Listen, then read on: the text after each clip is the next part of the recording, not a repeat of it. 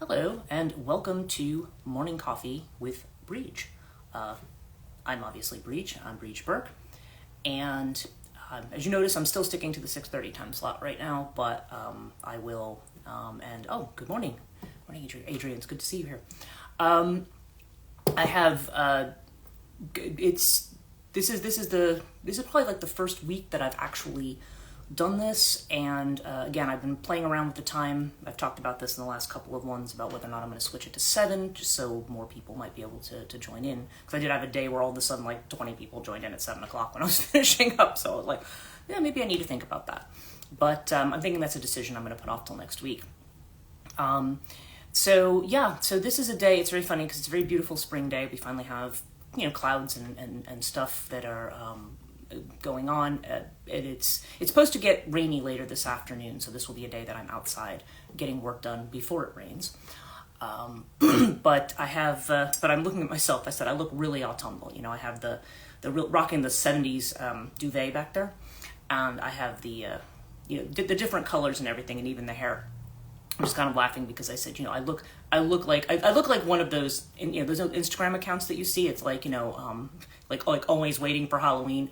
And it's kind of funny because I don't, I love Halloween, but I don't celebrate it in the way that people do. It's like, it's not like I go dress up or go out or go anywhere necessarily.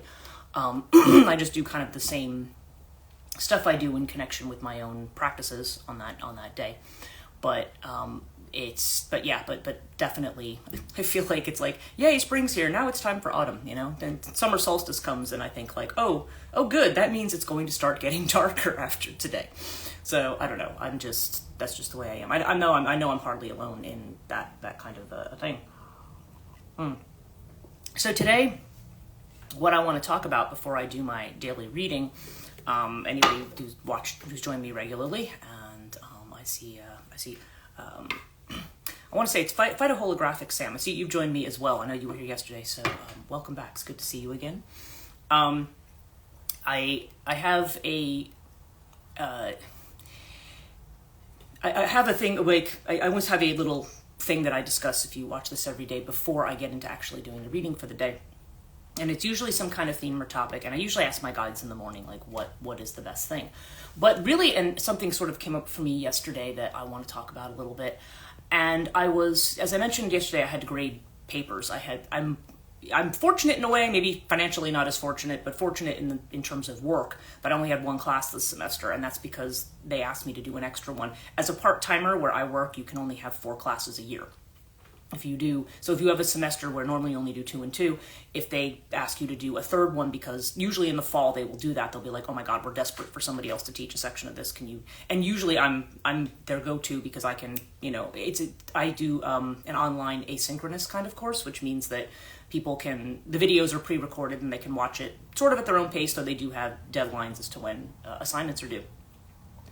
And final exams were done on Tuesday, so yesterday I spent the morning going through grading finals and then doing all the math to calculate all the final grades and stuff. And as I was doing that yesterday, I had something, I have on my wall over here, which you don't see because it's my altar space, I have a image of talked about my 2 guides yesterday. And I have an image of both of them. Both of them were drawn for my description almost perfectly by a friend of mine who is a really talented artist. So I have my 2 guides. One is Macha, as I mentioned, and the other is Azrael. And as you know, Azrael, this is on my new website, transitionlifecoaching.net. I have a little section on Archangel Azrael and the work that I've started doing with Azrael very recently. I would say, let's just say within the last 6 months, Azrael has been kind of a factor and seems to want to be a more central factor to my work in terms of helping people make transitions and so forth. And I don't mean like it necessarily having to do with literal death. That's scary to people. And I'm like, well, no, it is not.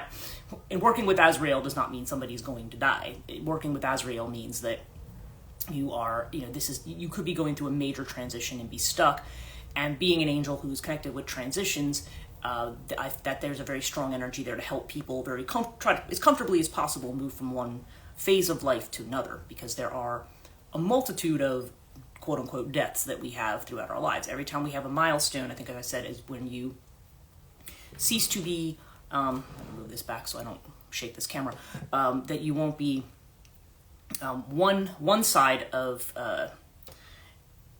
so that you thing popped up and now I lost my train of thought. When you have one side of a when you're kind of when you go through different transitions, like when we graduate from school for the first time, or graduate from university, or when we get married, or when we have children, or I shouldn't say we because I haven't had children and I was married a long time ago, but it's but I nonetheless, when you go through those transitions, the person you were is not the person who you are afterward. And so yeah, in a way it's a mini death of some aspect of the personality or some aspect of what you were. You move into a different space. So that's more of the kind of transitions I'm dealing with. However, that said, there are times there's something that I have on my website about what I call portal opening. Okay, and if you can see behind me on the floor a little bit there, you can see a little bit of a portal opening that I have right now. And I was starting to talk about, I was grading papers, and my picture of Azrael that I have on the wall literally picked up and flew across the room. And I have a Shiva Nataraj, which is a Shiva. It's the dancing Shiva that you see where he's got one leg up. He has the drum, which is the drum beat of time. And he's got this circle around him, which is meant to be a circle of flame. It's the destructive Shiva. It's the Shiva doing the dance of destruction. And it's actually a very profound image. Again, it's not, some people, I have seen, with somebody I was watching recently in connection with the eclipse, they were pointing out that at CERN, they have the Shiva Nataraj right in front of where the Large Hadron Collider is. And they were saying, oh, see, this is a symbol of evil and destruction. I said, no, it's not. Shiva Nataraj is most definitely not a symbol of evil. It's a symbol of the natural, something reaching its natural end. Okay. And interesting that they have it in front of CERN, but that is what Shiva is. It's the dance of birth and death and time. And so both of those fell over, and I went, and I'm like, how in the world did that happen? Thankfully, nothing was damaged. Not the picture wasn't damaged. The frame was very, very slightly nicked, but nothing was really damaged. And so I was able to get some more solid hardware and put things back up. But I was just, and I can't even find the things that held it in the wall anymore. They're gone. I don't know where they are, which is really, really weird. But that to me is okay, when I talk about an omen, I'm okay, there's a message there. And the message that really I got with that was that somebody needs to make a transition and they're fighting it. That looks like a battle. It's like they're being thrown, no, not doing it, not going, not changing anything, not going anywhere. And I was I have a feeling I know who they're referring to, but again, I'm not gonna talk about that. Nonetheless, I also had a dream last night, and I had a dream last night about a wedding. And weirdly, it was my wedding, but obviously, I'm not. Dream symbolism is just symbolism, right? And in one part of the dream, though, I was traveling on a bus or something with people, and there was a woman getting off, and her name, I thought her name was Nala, but my name is Ola, with O-double-L-A. That's how I saw it in my head. And then when it was at this marriage ceremony, it was there was somebody, it was a marriage to somebody called Nala, N-A-L-L-A. And I thought, okay, that's interesting. So when I got up, I was okay, so first of all, when you see a wedding in a dream, typically that usually means an ending, a transition. Okay, it usually means a death. They kind of stand in for each other. So I was okay, this is another one of those dreams. Now, one of the things about these dreams that when I have them is sometimes there is an element of time in them. I had one about a particular person, probably I think it's the person in question, where I entered one of the houses of one of my relatives, and there were 2 clocks in the house.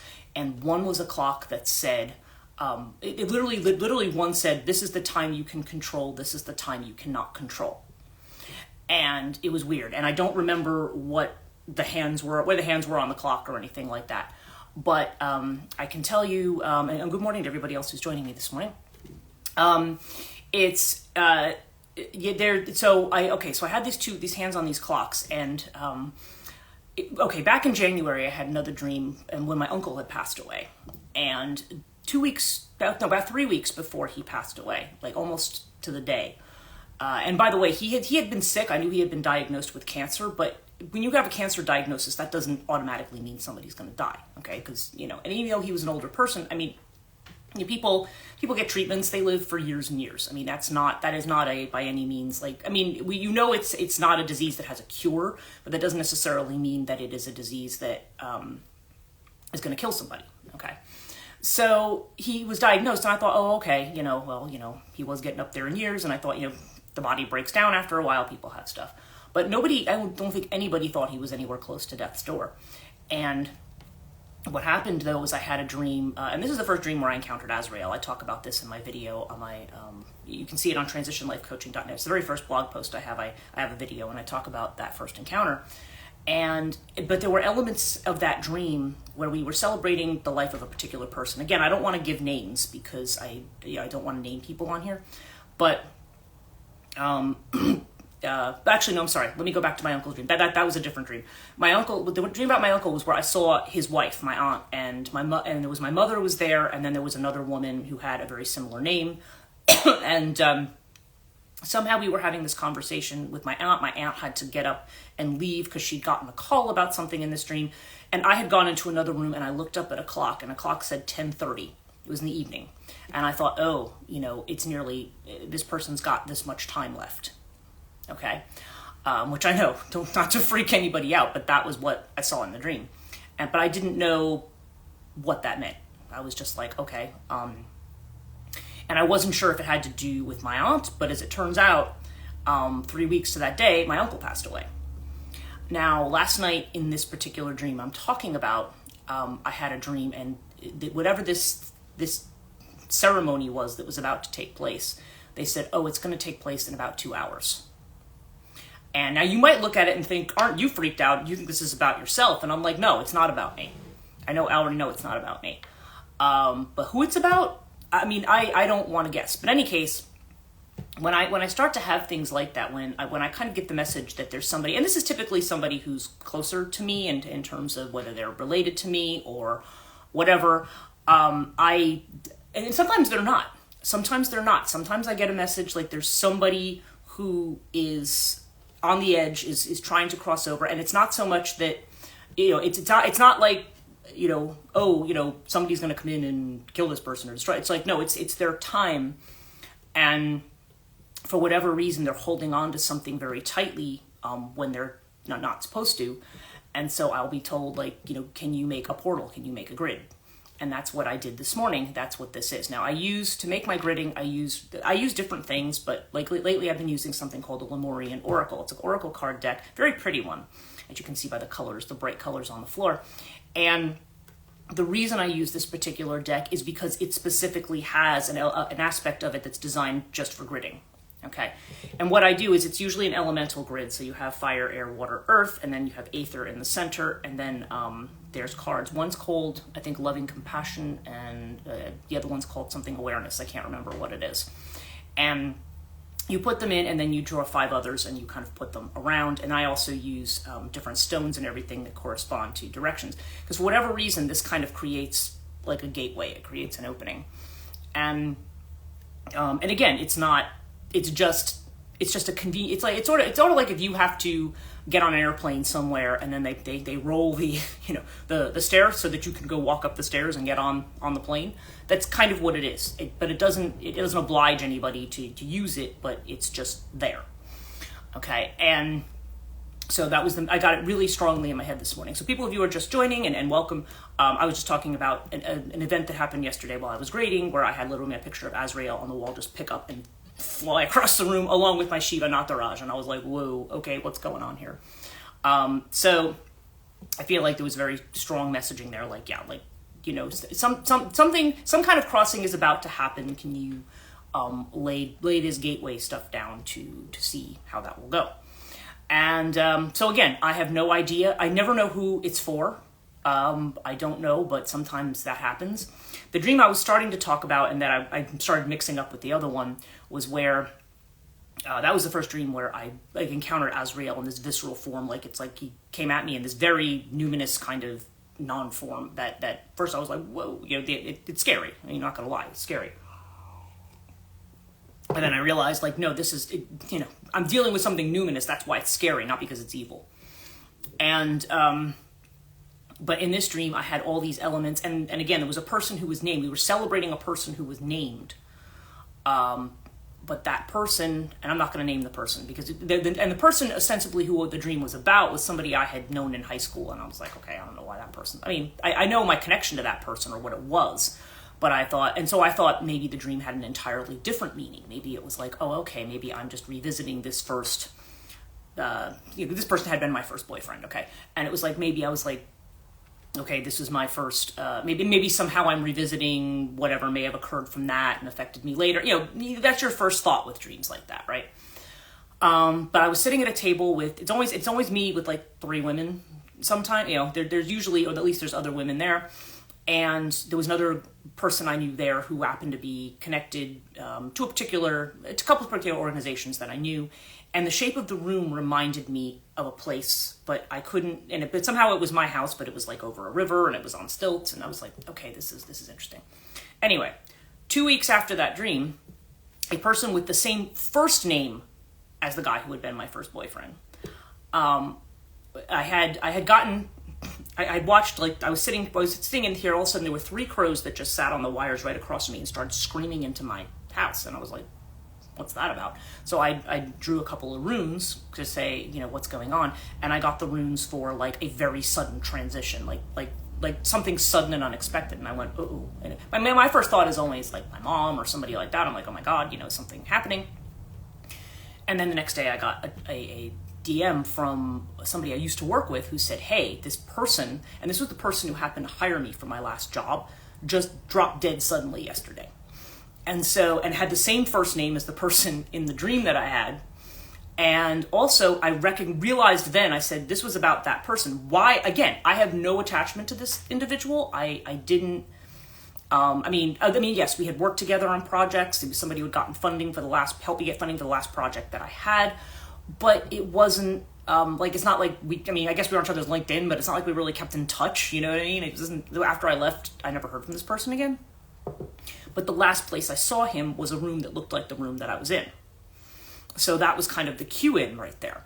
So I mention all of this just to show the nature of dream work and to try to maybe help people understand why I'm moving into this space of working more with Azrael, because I'm like, it seems like, there's some involvement with not only trying to help. I feel like my work is helping people here with their stuff now, not with that kind of stuff as a general rule, but sometimes that's the kind of transition people need help with. So that's the kind of thing that can be brought in. So not to scare anybody off from that, because it's generally not a scary thing. It's just, whatever reason, that's the time. And especially if there's a sudden transition like that, the idea is that the portal, when I get the idea that I need to do it, it's almost like it helps smooth the way for that person rather than leaving them in a traumatized or a stuck state. Okay. And again, the whole element of it is out of my control. I don't know what's going to happen. I don't pretend to know timings and stuff like that. But it was very weird that I had a 2-hour dream last night, and I thought, okay, I don't know what that means, but because I'm not going to swear that there's some uniform timing there, but there definitely is the sense that some kind of transition is inching closer. I think it's a transition that's going to affect me. I don't think it's going to be my personal transition. I'm sure it's not, but it's just very, very, very strange how these dreams do this. And and by the way, I looked up the names, because these were the names for people who arrived late that appeared in my dream. Ola and Nala. Okay, because I thought one was Nala, and the woman said to me, "No, my name is Ola," with 2 L's in both cases. And I looked up both names actually. And Ola is actually a female form of Olaf, and it means basically ancestor or relic. And that was the woman who got off the bus. Okay, and then the person who supposedly this wedding was for was somebody named Nala. And that is actually a word that is used for queen or somebody who's just a very successful woman. So that was interesting to me. I'm like, okay, is there like the idea of something ancestral going away that's going to open a door to some kind of a change? Maybe a change where, things are more successful. I don't know if that's prophetic or not. I don't know. Or maybe it's just somebody who's able to step into their power or step into a better situation, whether that's about me, whether that's about them. Don't know, but this is the nature of dreams, and this is the nature of the dreams that I have a lot of, some of the time. And I went out with one of my friends for at her restaurant for my birthday. And it wasn't actually on my birthday, but it was nearby. And I was telling her a little bit about this, and she looked at me, she goes, please don't ever dream about me. And I'm laughing because I'm like, it's not like I'm dreaming about you. I mean, the person in the dream is typically not the person who has anything to worry about. I had a very similar kind of dream where my nephew was in the dream, and I was working with my nephew, and he happens to have the same first name of another person who died 2 weeks later, who happened to be my department chair when I was an undergraduate. And while, again, he was not somebody I'd really kept in touch with, even though a lot of people did, he was somebody who was probably influenced, because really it was like, weirdly in the dream, it was like my nephew was introducing me to law enforcement, which was what he is in, and I was like, that's weird. The gateway you mentioned, is this for Akashic? Could be. There probably is a connection there. I'm not somebody who is trained in doing Akashic records. I know that I have friends who are, and and sometimes I consult with those friends when certain things will go on. Probably it's a training I should get, but I haven't actually done the Akashic thing. But yeah, probably there is this accessing these records and seeing what's going on. Now the gateway here, this is just simply, I feel like it's just kind of, that aspect of it, now I'm not sure if that's the Akashic or not. I think this has more to do with just, it's almost like a person has to walk through a certain doorway. We can talk about it metaphorically, but I think in some sense that's what's happening, but they're reluctant. It's almost like it's hard for them to go through, so this is almost like something to make it easier for somebody to pass through something. It's like, if the opening looks like you can't fit through it, now it's like, okay, now it's here, and it's a safe entryway into whatever is next. But like any doorway, it's like you choose to walk through it or not. Although, as my one dream implied, there's a certain amount you can control and there's a certain amount you don't. And that's the one thing that scares us about it, because it's a thing that's very much out of our control.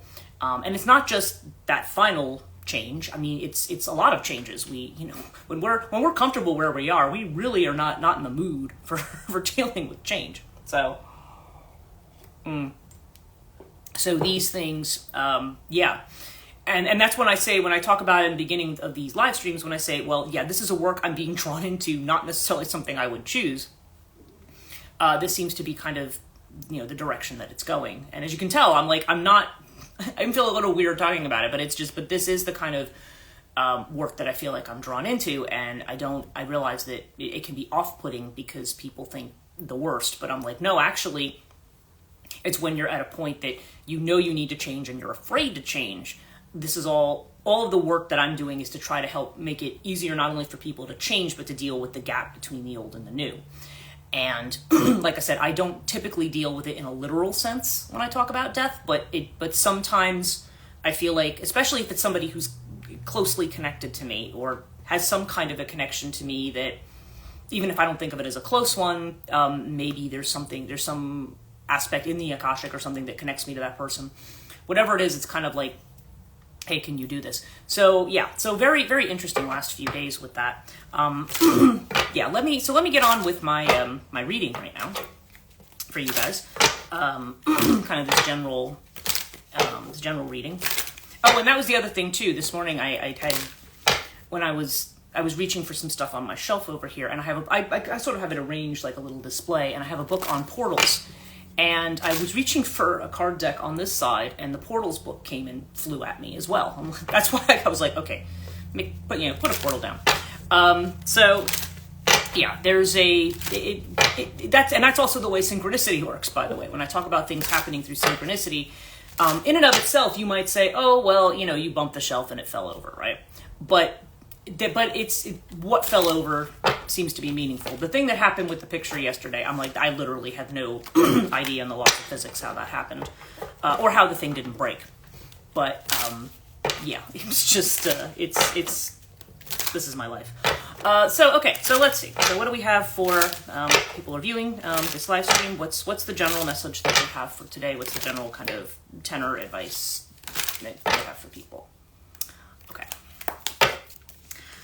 All right, so, oh, this looks nice. Wow, okay. Okay, so our first card is really nice. It's the integration card, okay? Integration is about putting things that are paradoxical together, okay? It's like the temperance card. When integration comes up, this is generally a process that's sort of going on within us. We may have conflicting elements that are going on in our life, psychologically or otherwise, that are maybe feel contradictory, or maybe make us feel like we have to, like we're split, or like we have to make a choice. And frequently, I always think of this as a card of alchemy. It's like you want to merge opposites together. You don't want to. It's not always about choosing between one thing and another. Sometimes it's about seeing how opposite things fit together. Oftentimes this means that we need to drop certain judgments, or we need to acknowledge that maybe if we felt very strongly about a certain way, there may be a part of us that very strongly feels the opposite way. And the question is not to say, well, I choose this viewpoint or that viewpoint. It's like, how do things merge together? Because ultimately, we live in a world that suggests that things are split. You know, that there's tribal, it's two sides, you're with us or against us, you're on this side or you're on that side. And the temperance card has come up a lot because I feel like it's saying, no, this is about how do you make those elements blend together harmoniously? How do you make difference and things that are different blend together harmoniously? And so integration is, it's about making those kinds of connections. And oftentimes temperance has to do with, we talk about it with finding balance, but my only thing about the term balance is that a lot of times people think, well, I have to have 50% of this over here and 50% of this over here, and they have to be equal. And it's not really like that. It's more like a figure eight. It's like the energy dances between two sides, okay, like in an infinite loop, you know? So it may be more of one thing at one time, and then it may cycle into more of another thing another time. But it's a matter of there's a space for both. It's not, for all of these things, including even the things that perhaps we find unpleasant, because a lot of times, even things that happen to us that are that we consider negative or traumatic, there's something. It's something about the hand that you're dealt. It's kind of like, okay, well, what do we do with this material? And I'm not talking about like, well, everything's going to be positive and happy with it. It's a matter of what do you do with that material? How do you integrate it into the person that you are without stifling or repressing the person that you are? Okay. And so then we have, as the inner feeling here, we have the creativity card, which is the Empress. Okay. Now the Empress, okay, this is a card of, the fact that it's a card of creativity suggests that we are, that there is something that wants to be expressed through us. This card's come up a lot, and I think I said this yesterday. There's a whole lot around, tilling the soil, like nurturing. I think in one of my other decks I got the Gardener card, which is like Taurian energy, and of course we still are in the time of Taurus. But it's this energy of creating something that wants to be born. Okay, it's the other way around. It's that's the other side of the death thing, right? It's just when something dies, something's waiting to be reborn or to be born, and there's this idea here that that something wants to be expressed. Something that's authentic to you wants to be expressed. And it's nurturing. Now again, the Empress to me has a lot to do with more with pregnancy, and not necessarily, maybe for some people it's literal pregnancy, but really it has more to do with being pregnant with an idea or a concept or something, or seeing things falling away in your life because now the space is being made for something new to come in. So so there's definitely some inner creativity here, something beautiful through you that wants to be expressed. But the external feeling of which we're aware is sorrow.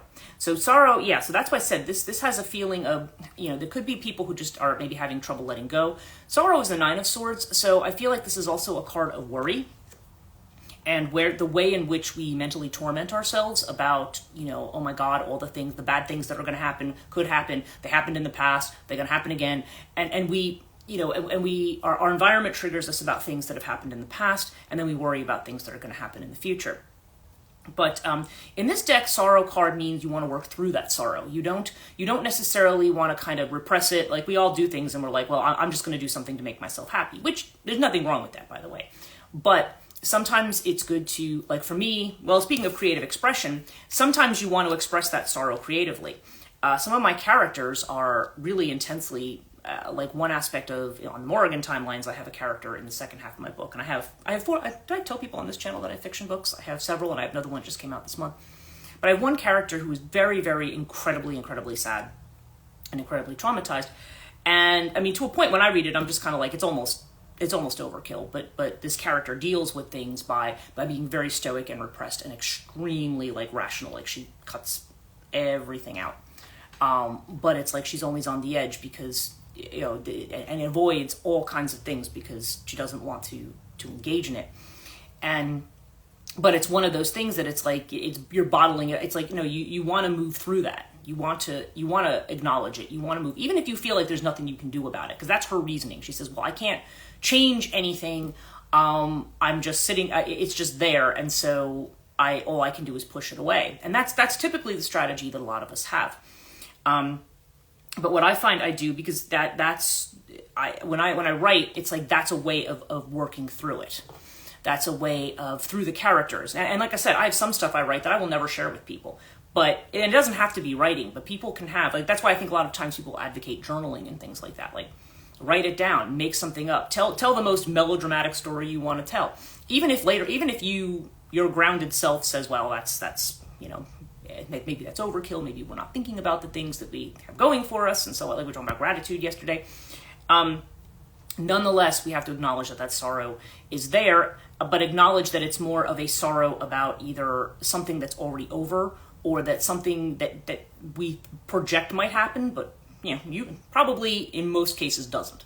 Okay, so there is a need to acknowledge that, to simply say, well, you're just being silly and unreasonable, and you shouldn't think that way. That doesn't solve the problem. That just shames you and saying, oh, see, look at me, I'm just such a failure. All I can do is focus on this. And well, you're not. You're a normal person, and this is the way the mind. Again, this is the mind. This is why it's like a lot of the work has to be kind of like learning how to disconnect from the mind a little bit, because the mind will run and run and run and run and run, and it will. And you could have an intuition or a very strong feeling or an epiphany about something, and your mind will be like, oh yeah, but maybe it's this, maybe that, it goes on in your head, and eventually it just kind of beats it down. And it's like, well, it's probably better when that happens to kind of try to find a creative way to work through that.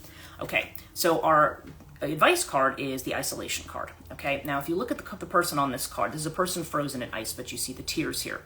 So there's the idea here that isolation, as I've said, isolation and fear of and insecurity, I guess, are the two main things that plague us in life. Either we feel that we're not connected, or we're not part of a group, or we feel that we don't have enough. Those are the two. I mean, most of the things that hurt us in life are connected to those two things. Okay, so this has to do with this is an individual that is going to break out of the ice through tears. So in other words, it's saying allow yourself to feel. There are some things that want to be expressed, allow yourself to feel, and a good way to express that feeling, to integrate that feeling, is to make creative use of it in some way, whatever that means to you. Like I said, I'm a writer, so I tend to look at it in terms of writing. It can be in terms of art, it can be in terms of music, it can be anything. Something that you just do to create whatever it is that something that wants to be expressed through you, that will allow that sorrow to come through. Now, the last card is participation, and that's the answer there. Like, participating. This is the Four of Wands. So this is about, again, that idea of recognizing what you have. But interestingly, participation, the Four of Wands traditionally is a gateway card. I'm talking about gateways. It's like, look with satisfaction on what you've accomplished, and let that sorrow kind of be a transformative thing. Let it creatively use kind of that creativity to allow yourself to move to what's next for you. Like I can say, you can be satisfied with where you've been, but there's more to life. There's more going on, more to do. And participation means don't isolate yourself. Be with other people, work with other people. Because a lot of times I think when we are feeling that sorrow, when we're feeling wounded in some way, we pull back, and we don't want to be involved with other people. We just kind of, and sometimes we need that. I mean, sometimes you do need a retreat, but ultimately this is saying, work through your emotions, work through your isolation, and work towards being among others. Because also, this is how we discover more about ourselves. As I've mentioned, we know each other through projections, through how people see us, right? And again, sometimes people are projecting their stuff onto us. It makes it very, very complicated because you don't want to just take what other people say is about you or about how you are is who you are. I mean, you know who you are. But certain aspects of your external personality you learn about. In theory, that's actually the reason that people, in Jungian terms, that's why you would get married, because your marriage partner is typically, not typically, but they would say should be somebody who's somewhat, they say opposites attract, should be somebody somewhat opposite to you, so that whatever that person's about, it's like you learn from each other in some way, because you're projecting onto each other all the time. So there's like a learning experience that goes there.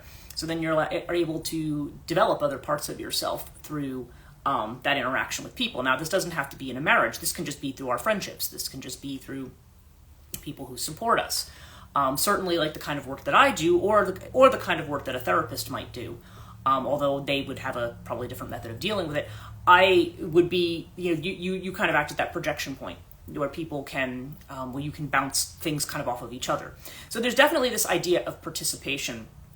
Recognize where your support is, recognize where your network is, and don't be afraid to be out there. And and whatever emotions you may feel that hold you back, it's saying push through, work through them. They may come out in dream material, or there may be just some creative way that you can get them out, or you just might need a day with an ugly cry, which is totally fine. There's nothing wrong with that. There's a lot of people who think I shouldn't do that, and you're a human, and that's actually very, very cathartic. It gets a lot of stuff out when you do that, when you allow yourself time to do that. So so we're a little over time, but wow, we had a lot of people join this morning. So I don't know, maybe I should stick with 6:30. Actually, you can leave me a comment when I post the live stream whether maybe I should put a poll up. Do people prefer 6:30 or 7? Maybe that's the best thing to do. Although feel free to comment and let me know which time works better for you, because I want to find a time that's convenient for people. So thank all of you for watching today. A little bit of an odd subject, but definitely connected to my work. So, if you want to read more about that, go to transitionlifecoaching.net, which is my website, and see what I have to say about Azrael and about some of that work. I do talk about it a little more extensively there. And people are always free to email me or message or DM me. It's transitionlifecoaching22, all one word, @gmail.com. And I will do that. So thank you. Oh, thank you, Melissa. Thank you for joining. And so I'm really good to see all of you on here today. I hope this was enlightening or something to think about. And I will see everybody tomorrow. Have a great rest of your week.